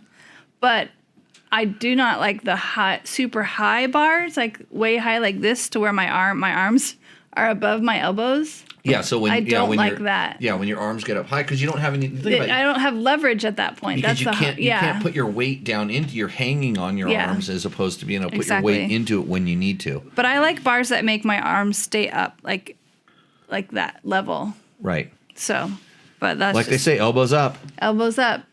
Yeah, go to our Better Rider podcast if you want to learn what we think about it. It's not elbows up. That's not that's a crutch. Yeah. That's fake riding technique. You have to ask those questions on a different podcast. Next question. Okay, this one is written in social media language. It says, "What do you think of the 24 model? I'm going to have a look at one in January when they are released in UK." So that's from Joseph Sprout, 7247. So he's from the UK. I haven't made any slams on UK people for a while, but he's talking about the Yamaha WR450, the new Yamaha WR450. So I have a 23, and the 24 gets all the same changes that the YZ450 did. I don't have a whole lot of time on the new YZ450, but that bike, I think, is pretty gnarly. It took a step, and it definitely took a step into aggression, like I say. And I think a little bit was the motor. And when I did ride it, I didn't get to play with the power app, the power tuning app. Which, by the way, if you want to know what makes Yamaha so versatile all across all the platforms that have the YZ power tuning app, it's that app. It's just on your phone. You just push a button. and you have your app, and you can adjust and change the power, and you even know it because like you're riding on the WR250, which we have the GYTR ECU in it, which is because the WRs are kind of locked. But this is something that he should know is no matter what that bike does, you can make the motor do anything. So it allows, no matter what else they do to the bike, you can tune it through the motor. So that's probably one of the best things about the bikes. And I fiddle around with those things all the time. And when I'm riding, I'm going, oh, I bet you I can make it a little bit better. And I'll just go into the app. Well, you changed what bike was I riding? The 450 the other day? Right. The one where I told you. Super snappy, and I don't like the snap. I told you to push the button. Yeah. I don't like the snap, so you adjusted it so it wasn't so snappy. Was that on the 450 or on the 250? I think it was, I don't know which one it was. It was the Yamaha. I like the Yamaha. It's the blue one. Yeah, it's the blue one. Just like the orange one you ride. Right. Yeah. The orange ones. I like the orange ones. I like the red ones. Right. What's your favorite one? I don't know. What's your favorite bike? Well, it depends on what type of riding I'm doing. But I like riding the... Husaberg? No. Well, I haven't ridden... Oh, hold on. Let me do my job. Right. I do like the Husaberg, but it's too powerful. I think I like the KTM 300 is a great bike. The TPI I like. Right. I like that one in the sand washes. Mm-hmm. And then I love the XR 650. I sold it, but it's still here. I do love that bike. The guy paid for it and hasn't come picked it up. Yeah. Hey, if anybody wants KTM 525s, I got a few of them. I like KTM 500s. I like the 450. I like the 400. I like all different bikes. Elbows up in the woods puts you on the ground eventually. Well, yeah, I can see that, but we're not talking about elbows up like this. I'm talking don't ride like a goon with your elbows down and back. Yeah. So wrist position up like that. Right. Jason Parsons says the sweep starts turning into the rise. So that's exactly. I think Jason used to work at Fasst Company. Maybe he still does. I remember there was a Jason working at Fasst Company for a long time. Shelby Kyle says, curious how I feel about the Austrian bikes stacking up as a whole on total overall quality to the Jap bikes. Where would you personally rank them? Shelby, right up there. So I've kind of always said this, that in my opinion, right now it's Honda, Yamaha, KTM, and they're the same. They go overboard on their durability as far as I'm concerned, and then just a step behind would be the Suzukis and the Kawasaki's, and it's just little things, and the thing is that they're all going to have a bike that may have an issue or whatever, where it's a consistent thing, but it's so few and far between across the board. All motorcycles these days, it's generally really, really good. The weird thing is when you have like a Suzuki or Kawasaki. The Suzukis were probably the most notorious for this. Is one bike could have third gear go out, the other one would have a shock failure, and the other one the bolts would strip out of the seat and the plastic real easy. But the other bikes wouldn't have any of those problems. It was just it was never the same thing, was super repeatable.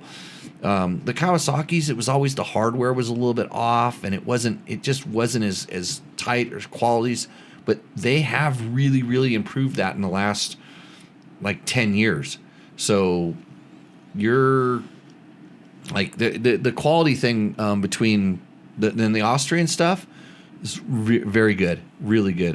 Especially some of the longevity of the motors. I mean, they're all the manuals are all gonna tell you to change the top end at 40 hours, kind of a thing. And we're getting 300 hours out of them. So just remember, the guy that goes to the internet, they want to type in bad news. They don't. The guys that are getting 300 and 400 and 500 hours of their bike are too busy riding their bikes to go and tell you how awesome the stuff is, how long it lasts. And yeah, you can wear them all out and you can abuse them. But I think if you start doing that stuff, yeah. Next question. Okay, it's not a question. It's a statement. Statement. It says butter, butter, butter. Is that what it says? I think so. I think you got to read it exactly the way it's written because I didn't understand that.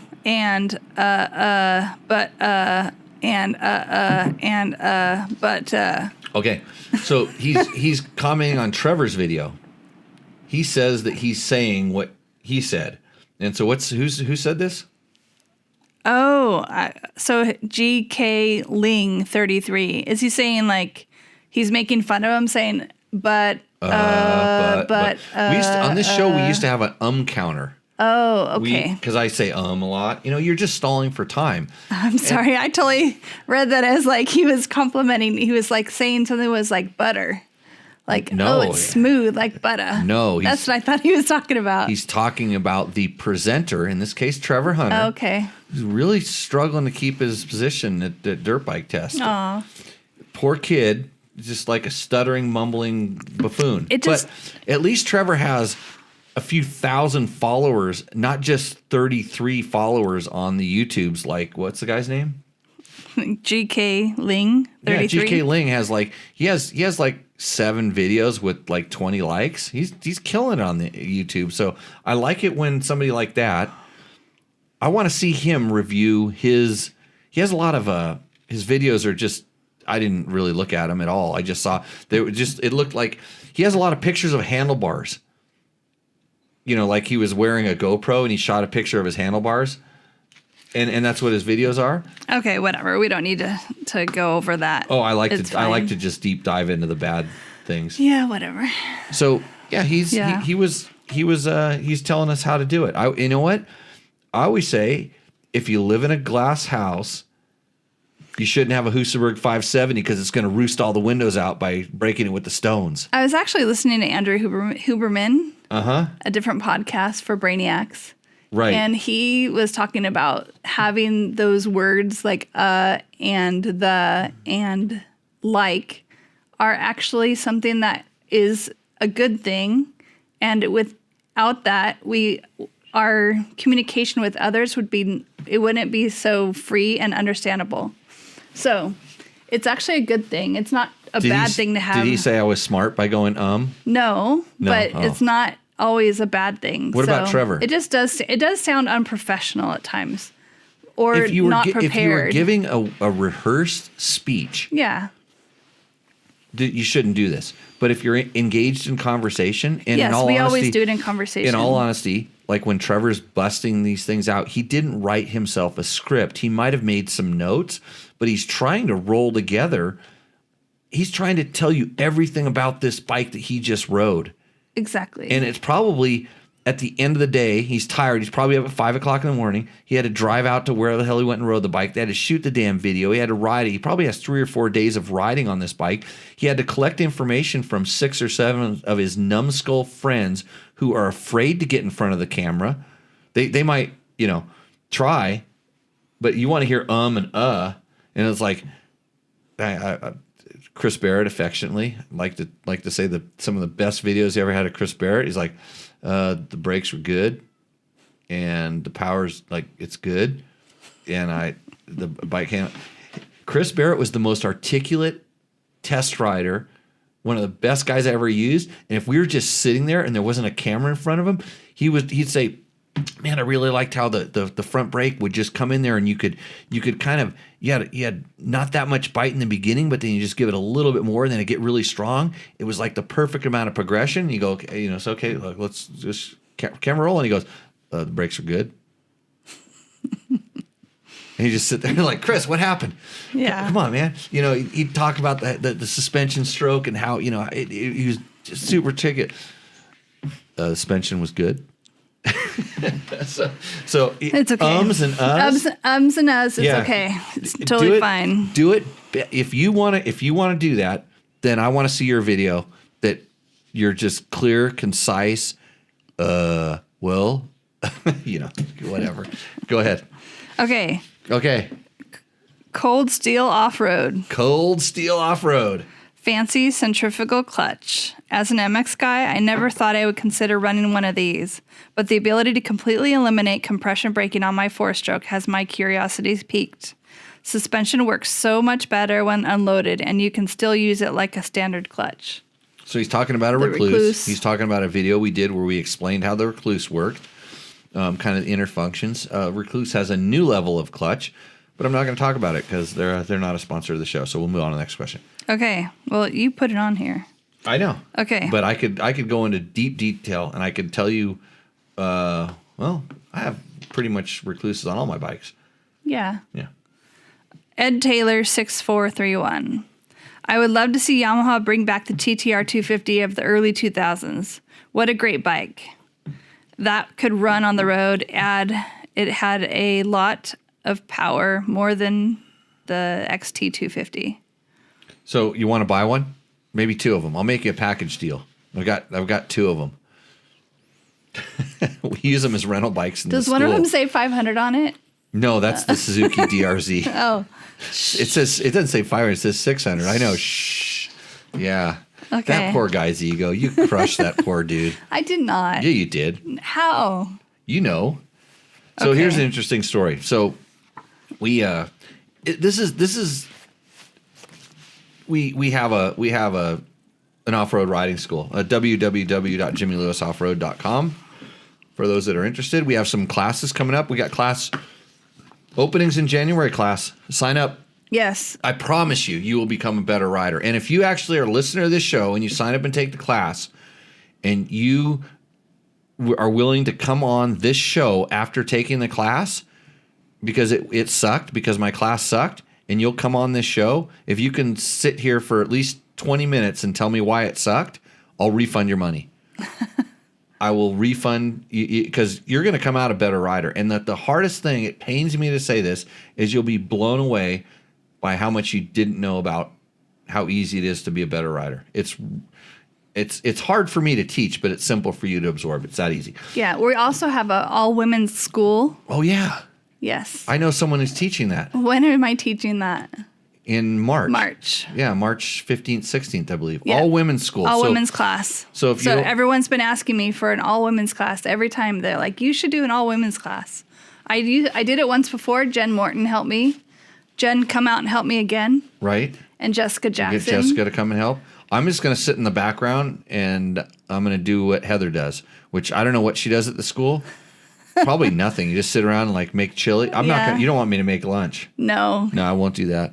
No, I do nothing at the school. I'll just pick up bikes. I'll be like the new trainees. So anyways, check out Jen will JimmyLewisOffroad.com. What's the date? 15th, 16th. So March. She's there. Awesome. Yeah, we'll look it up and verify that for you. But yeah, bring all your group of friends on your big girls chat list that they always want to be better riders. Tell them they can't go on the Baja bound Hooters on Scooters ride hoot hoot. without taking the class. Yeah. Yeah. So all good. We have one more. So if you want to buy a Yamaha TTR 250, I got two of them that I'll sell because I'm going to upgrade them with newer ones. And she's going to bring lots of ladies and all you men, except for Dennis. You know Dennis Yeah, from he Alaska? said he wants to go. Dennis, you can come as a sweep rider. Because He can come and do the drills and stuff. He's just going to be a sweep rider. We're no men doing out there. drills. Okay. I mean, yeah, we'll have our coaches there, our regular coaches. They're there to help, but you guys are running the class because you know how to do it. So Cool. Frank White wants to know who's my co-host. It's some girl I picked up. Some dirt bike chick. Hi, Frank. I'm Heather. Nice to meet you. Cool weird hat, says Dan. Yeah, it's got a message for you on it. It's that one. Fuck you. It's the good team with the bad name. So what's the next? Okay, next question. Next question. Brad Sanders. Brad Sanders. So someone who actually has a real name instead of some Instagram tag. Right. I wore all kinds of expensive knee braces, then I quit. I cannot begin to describe how much better I could ride without them. Strapping these things on sucks for me. I would say the same thing, and I have bad knees. You don't. You have bad knees. Now I have brand new knees, which are great. You had a robot go in and give you new knees. I did have a robot and give a me cool new doctor knees. Yeah. that wears cowboy boots. Yes, he is a cool doctor. Yeah. Your other doctor is really cool. Your other doctor. My back doctor. No, Dr. Schobert. Oh, yes, Remember Dr. Schobert, yes. He did my knee. Yeah, he was very good. Dr. my knee's Schobert's retired, amazing. but he's great. Yeah. And he has a killer sound system. And a tequila collection. Yes. Yes. Hey, but so I had my knee done. in 2000. Was it after I was done with Dakar or before? It was after, I think. It was like 2001. Or it was after Dakar altogether, right? I don't know. I forget. I had to get it fixed because I couldn't run downhill anymore. And he went in and fixed. Yeah, because it was I was really getting into the running because I had to have it fixed. And man, he did a really good job. And I have bad everything because I'm a motorcycle guy. But So what's Brad Sanders talking about? he's talking about knee braces. Yes. So he watched. I think Trevor did an evaluation on some knee braces, and Trevor liked the knee braces. And so he does. So I'm a knee pad guy. Yeah.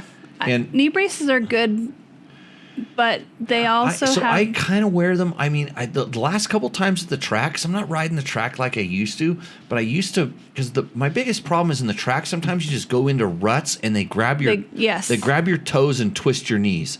And they twist your knee before you can get your foot off the foot peg, kind of a thing, or just somehow it's usually not in the sort of the crash that you're. But I blew my knee out doing a big crash. I know this. I was just cartwheeling, and God knows what happened. But the knee brace is not that great at stopping the twisting, except for the asterisk one that actually bolted to the boot. I remember that one. Yeah. And because that all of a sudden would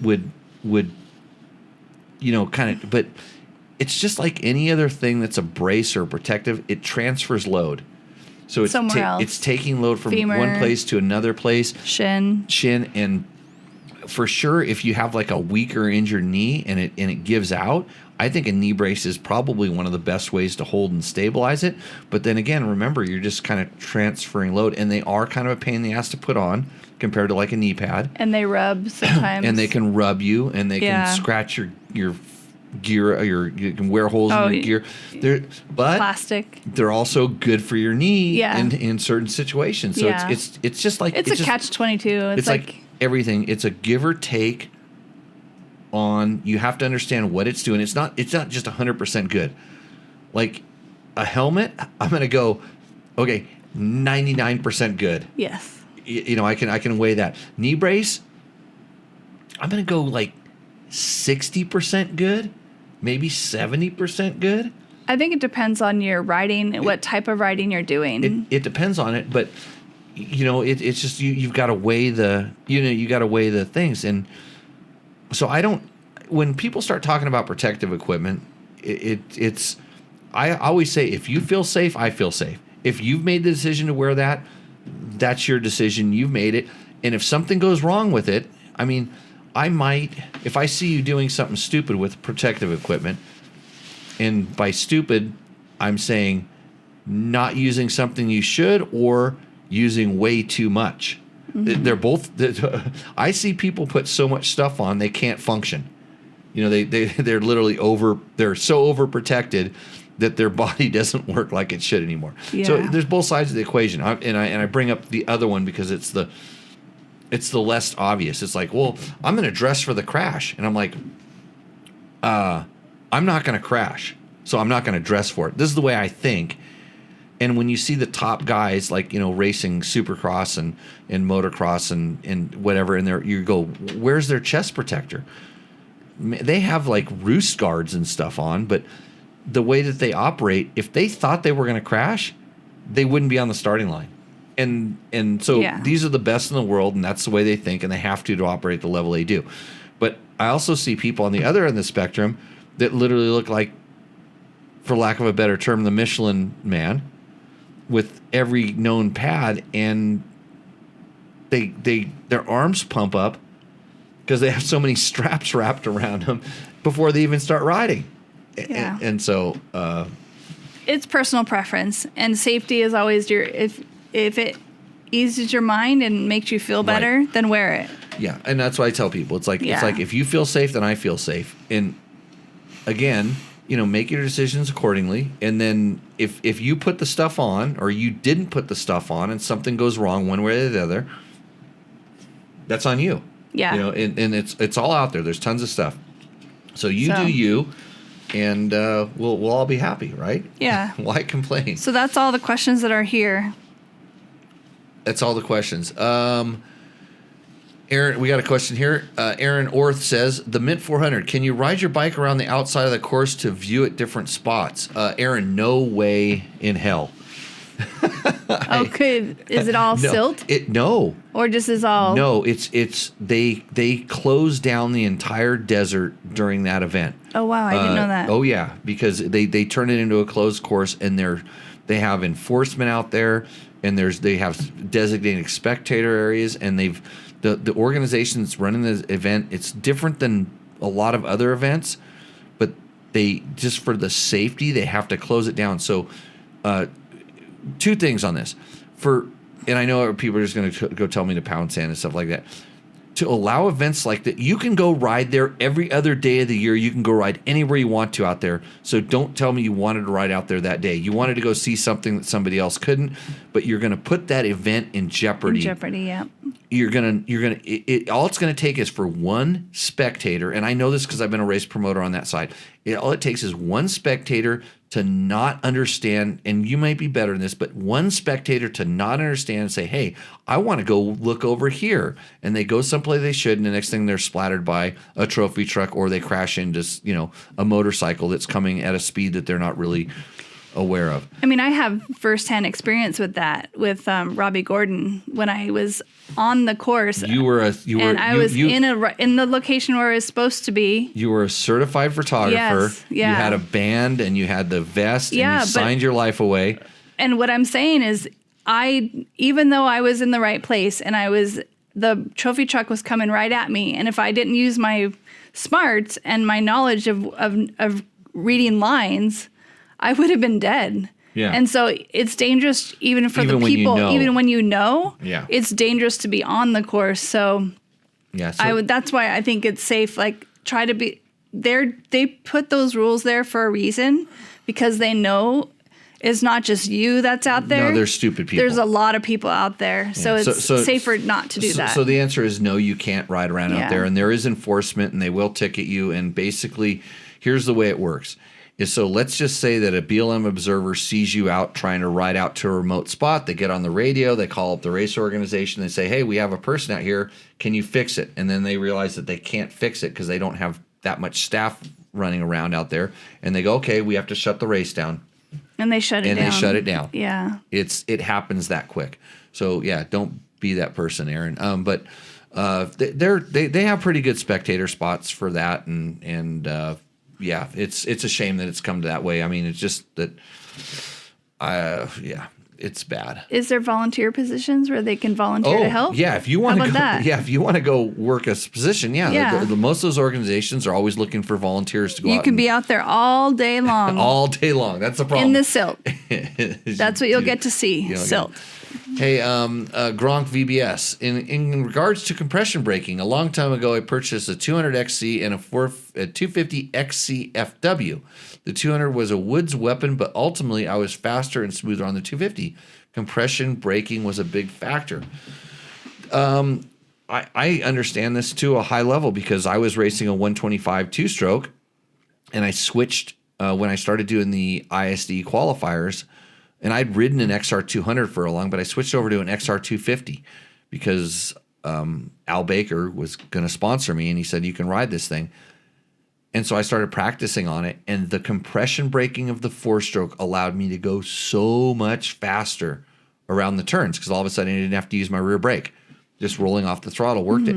And then I realized it was actually slowing me down. So I did the trick of turning my idle up a little bit to eliminate the compression braking on the four-stroke a little, because I was used to the two-stroke. But there's a lot to this. And when we talked about the recluse clutch, the way that works on affecting the compression braking, it's interesting. They make slipper clutches for just this reason. There's so much stuff you can do to tune this. And now, even like on that Honda Transalp 750 that we have, you can adjust the compression braking or engine braking, they call it. Engine braking. You can adjust the engine braking. And so what it's doing is to adjust it, it's not letting the butterfly valve close down as much on decel. So, and it's amazing what they're doing with higher level stuff on this also. So this is part of the tunability of bikes these days and how they're understanding it, and whether it's, in the clutch or they're doing it with the throttle body or whatever. Pretty kind of cool things. New products, a beanie cap with the TTT logo. Mark, we're going to see how this merch works right after I get done shipping out these t-shirts, when I get these t-shirts done. By the way, for all you that did order a Tech Talk Taco t-shirt, Tech Talk Taco Tuesday t-shirt. You're going to make me wear it again.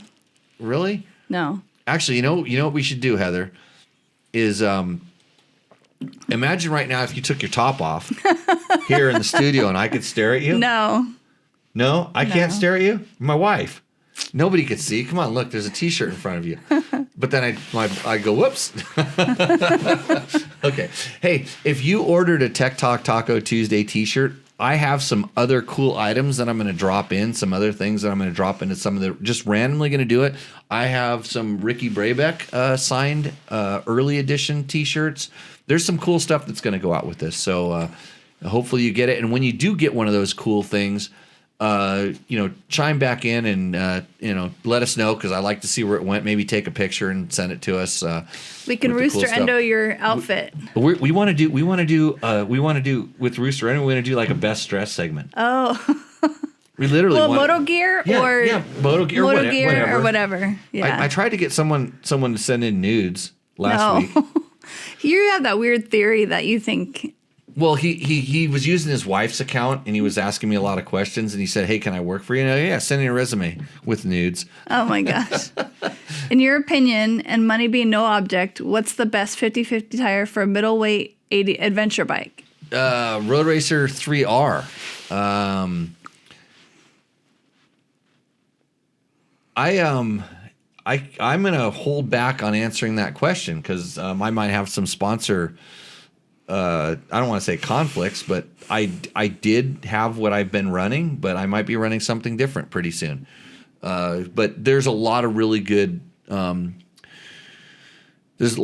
tires and middleweight ADV bikes. So you're talking about like the Tenere 700 KTM 790 890 type bike, Honda Transalp. So there's I'll just tell you off the top of my head. There's the Continental TKC 80, 270. the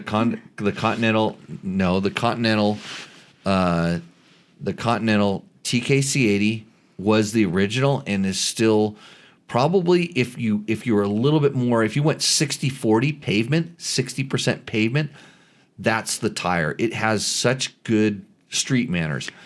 Michelin makes the Anarchy Wild, which if you were going to go on the other side of the dirt, that's a really good tire. And then Kenda makes a tire called the Big Block that kind of runs right down the middle, and a Kenda 270 is a horrible tire.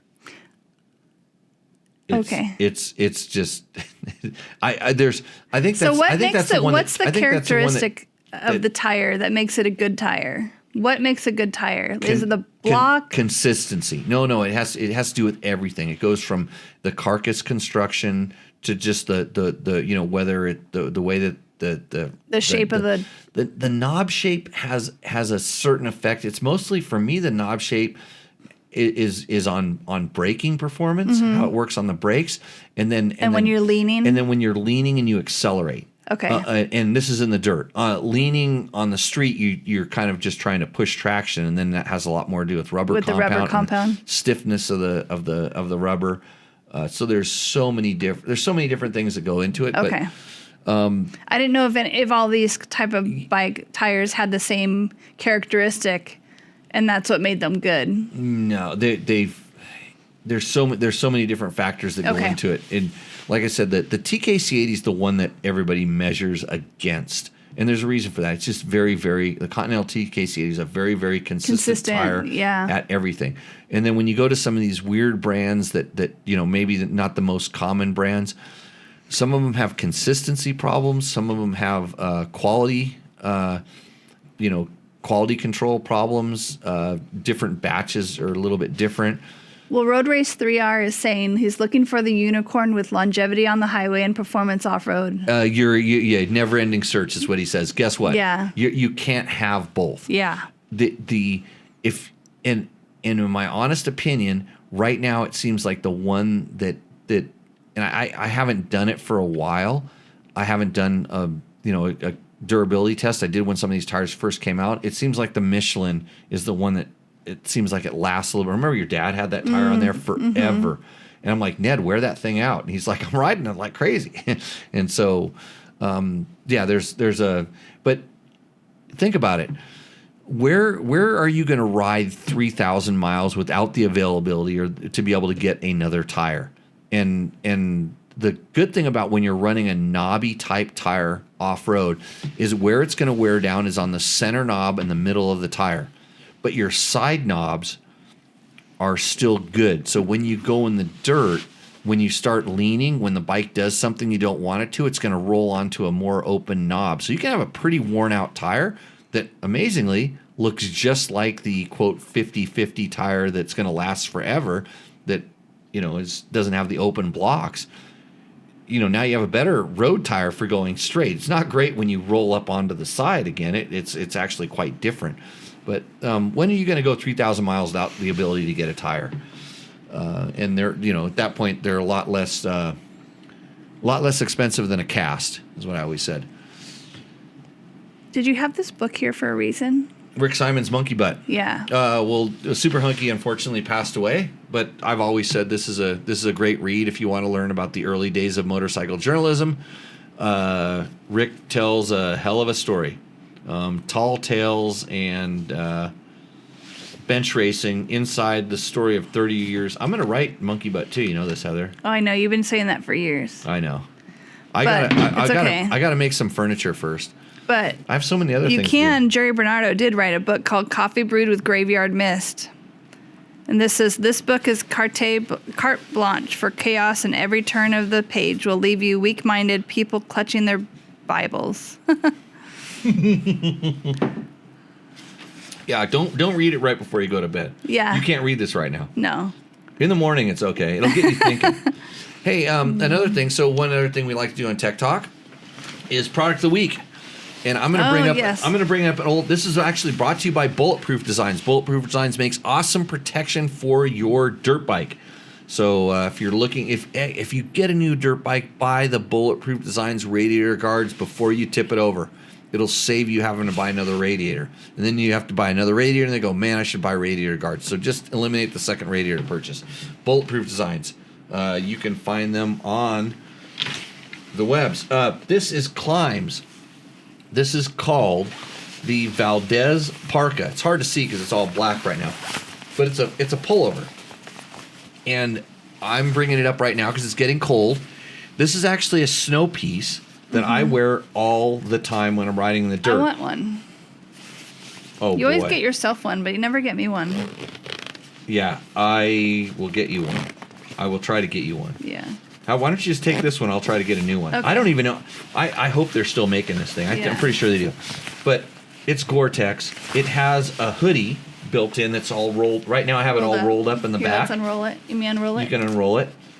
The other thing is it's got these little inserts in the sleeves. So it's got the pocket. It's like, so the sleeves are got a cuff in here, so that the air can't blow up your sleeve, and you can cinch it down, and you can put this inside of your glove, and you can stay super warm. And the hoodie is really nice. It's like constructed hoodie. Hey, when we've been stuck out in the wet, when it rained really bad on us, I put the hoodie on and put my helmet on over the top of it. Oh, you did? And so it didn't go down the back of my neck. Oh, that's nice. Brilliant. I never thought of that. That's so smart. Good. It still went in the kind of in the front. I had a neck gaiter on also. Yeah, this is a nice jacket. It's These really good jacket. Nice. It's lightweight. You can pack it down if you need to, but it opens up. It opens up big enough to go over your helmet, right? Yep, it has big vents in the sides. You can put it on and off over your helmet.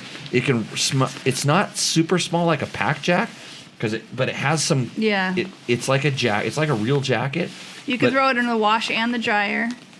I do it all the time, Yeah. and it's still waterproof. And that Nice thing's, sealed. that one's zippers. like 3 years old. Yeah. Sealed zippers. It's Sealed got little zippers. pull cuffies. I've got a test on it Yeah. in Dirt Bike Test, www.dirtbiketest.com. Search Valdez Parka. Scotch Light reactive material. Well, it's got Reflective it's reflective, material. yeah. Yeah. It's all good. So that's the product of the week. I was wearing it this weekend, and it reminded me how awesome it is, and I wanted to tell everybody about it. So Climb, man, they make really good, especially when you start talking about the different layers they have. That like our Windstopper gloves, Yes. super awesome, great products. They have That's- good under like snow. A lot of their snow stuff transfers over to motorcycling, like Yeah. the Well, underwear, the undergarments that you could wear, the mid layers, under the layers. layers. Yeah. It's funny how the whole baggy freestyle riding stuff came from a bunch of snowboarders that started riding dirt bikes, and a bunch of dirt bike guys that went snowboarding after they went dirt bike riding after they went snowboarding, and they just didn't take their snowboard gear off and say, hey, this stuff works pretty good. And hence we had over the LBZs pan. and LBZs Yeah. and Flesh Gear that's and right. all those Yeah. companies back in the day. The freestyle movement spawned by snowboarders. Yeah. So anyway, hey, thanks for joining into the show. Thanks, everyone. Hey Heather, you survived. You didn't cut it out. I survived. You're better than George. Oh no, he's better than me. Yeah, you didn't insult me hardly at all, that I heard. So I'm just here to Yep. be here. thank you But very thanks. much. It was good to see everyone, or good to see your posts. Yeah. So we will be back. I imagine we'll be back next week. It'll be interesting to see if we make it back after New Year's. I got to do a Rat Pack mile. I might not survive. So with that, I'd like to thank all our regular viewers. Your shirts are coming. Dale, thank you too. We appreciate you. Hopefully we answered all your questions. If you have questions, go ahead and pop them into the chat or Thanks, Dennis. wherever we'll get to them. We call them back up and answer them. Tell a friend, especially if your friend really has problems. I will do my best to answer them. And Heather, thank you. Yes, thank you, guys. I'm supposed to reintroduce my host more often during the show. That was brought up to me last time. I'm Heather Lewis. Heather Lewis is no. I'm supposed to. Yeah, you're Heather Lewis. This is my wife. She rides dirt bikes. She likes the blue ones.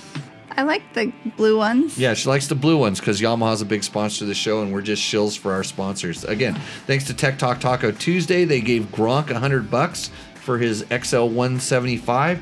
Any bike can win Roost or Endo. Just send it. I think we need some more Roost or Endos, so send them to Jimmy@dirtbiketest.com. We'll get them in the show. Of course, Scott Sports, Climb, DDC, Trail Tech, Bulletproof Designs, Fasst Company, Double Take Mirrors. Support us in any way that you can. And with that, Heather, We're off. we see you out in the trail. See you on the Cheers, trail, everybody. guys. If you liked what you saw in this video, come check us out over at dirtbiketest.com on the webs. We have bike tests, product tests, a lot of fresh dirt, and you can even support us by clicking through our links. Hopefully, we'll see you out in the trail.